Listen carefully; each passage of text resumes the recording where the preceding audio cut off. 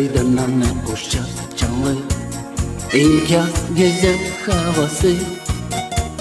Gün kalkar o bucaktan o kongaçça, bir onun doğma günü, doğma günü. Bir kez o tamamlar yaşını, işi o bir dünya. Zor vakitler yıldan te geçti, yaşayanlar bilir, izler.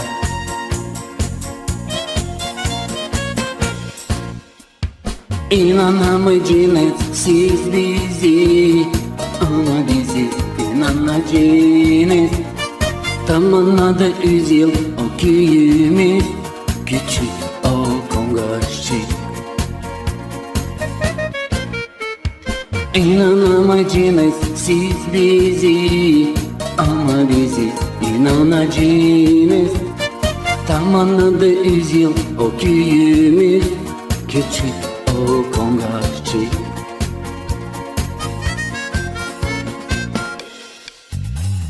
Sevinelim köylüler dile güne, selam verme akşam sabah. Büyütelim uşaklarımızı sağlıkta, unutmayalım ana baba, ana baba. Koru bizi yazlıklar bu dünyada, dua edelim Allah'a bile. Hepsimiz yerde Allah'ın oğulları, o uzun ömür, o kongaçça.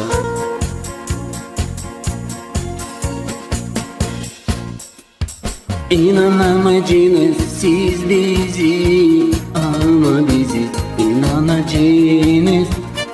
Tamamladı 100 yıl o köyümüz, küçük o kongaççı.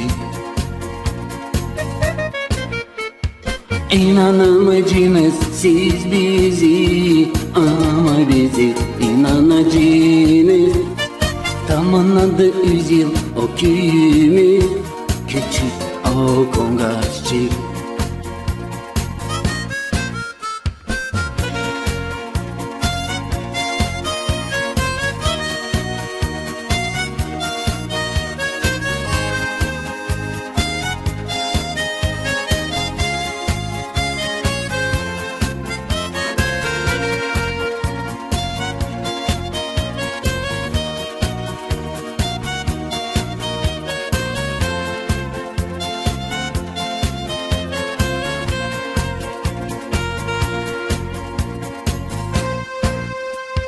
İnanamayacağınız siz bizi, ama bizi inanacağınız.